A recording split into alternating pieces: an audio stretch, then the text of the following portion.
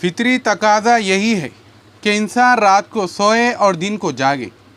جلدی جاگنا نبی صلی اللہ علیہ وسلم کی سنت بھی ہے اور انسان کی صحت کے لیے بھی اچھا ہے، اس لیے کہ جب سورج نکلنے کے قریب ہوتا ہے تو ہوا کے اندر اوزون گیس ہوتی ہے اور وہ انسان کی صحت کے لیے انتہائی ضروری ہوتی ہے۔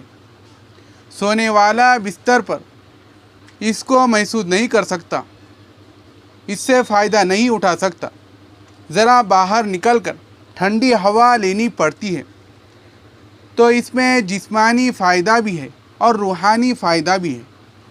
بالخصوص بچوں کو تو جلدی اٹھانا چاہیے تاکہ ان کے جسم کی نشو و نما بھی اچھی ہو اور تربیت بھی اچھی ہو۔ حدیث پاک میں آیا ہے کہ جو آدمی فجر کے بعد سونے کا عادی ہو، اللہ تعالیٰ اس کی یادداشت کو ختم کر دیتے ہیں۔ چنانچہ آپ تجربہ کریں کہ جن عورتوں کو فجر کے بعد سونے کی عادت ہو وہ بھلکڑ ہوتی ہے، باتیں بھول جاتی ہے، چیز رکھ کر بھول جاتی ہے، کام کرنا تھا بھول جاتی ہے، خاوند کو بات کہنی تھی بھول جاتی ہے۔ یہ زیادہ بھولنے کی عادت عام طور پر فجر کے بعد زیادہ سونے کی عادت کی وجہ سے ہے، چونکہ حدیث پاک میں فرمایا گیا اور بعض روایت میں تو یہ بھی آیا کہ حلال رزق ان کے لیے تنگ کر دیا جاتا ہے، لہذا ان کو ادھر ادھر کا ملا جلا تو بہت کچھ مل جائے گا، مگر فجر کے بعد سونے والوں کے لیے حلال رزق کے دروازے بند کر دیے جائیں گے۔ ہاں، کوئی آدمی ایسا ہے کہ جس کی ڈیوٹی ہی رات کی ہے، وہ اگر ساری رات جاگا، فجر پڑھ کر سو گیا تو وہ اس بات سے خارج ہے۔ ہاں، وہ اللہ والے جو راتوں کو جاگتے ہیں، وہ عشاء کی نماز کے بعد تھوڑی دیر آرام کرتے ہیں۔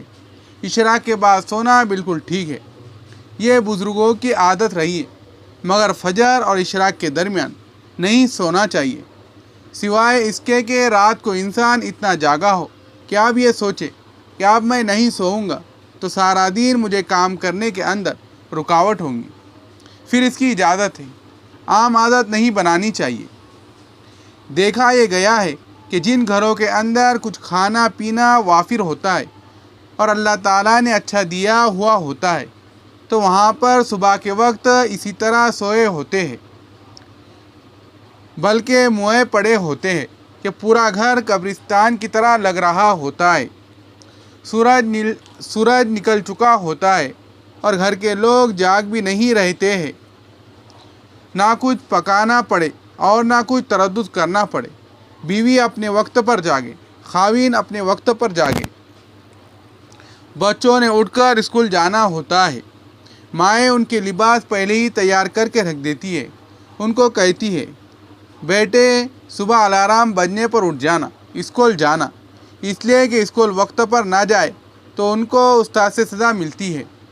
وہ اپنے وقت پر اٹھتے ہیں اور چھوٹے چھوٹے بچے اپنے کپڑے خود بدلتے ہیں۔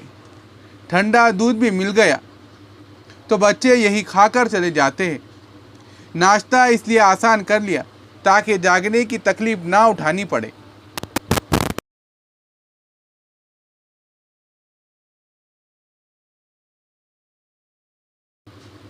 وہ فرماتے ہیں جس آدمی کی فجر کی نماز قضا ہوتی ہے وہ اس آدمی کی زندگی کا منحوس دین ہوا کرتا ہے۔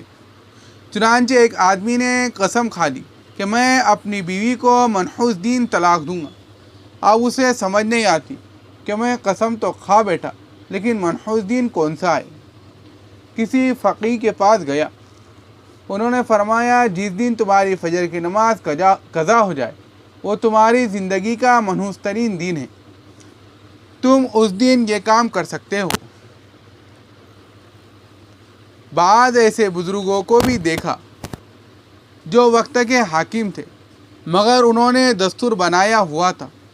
وہ سوچتے تھے کہ جو آدمی فجر کی نماز وقت پر پڑھ لیتا ہے وہ اللہ کی امان میں آ جاتا ہے۔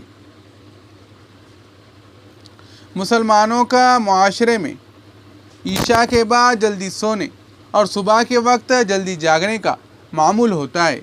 چنانچہ صحابہ کرام کے زمانے میں تہجد کے وقت اگر کوئی آدمی شہر کی گلیوں میں چلتا تھا تو گھر سے قرآن پڑھنے کی آواز یوں سنائی دیتی تھی جیسے شہد کی مکھیوں کی بھن بھنانے کی آواز ہوتی ہے۔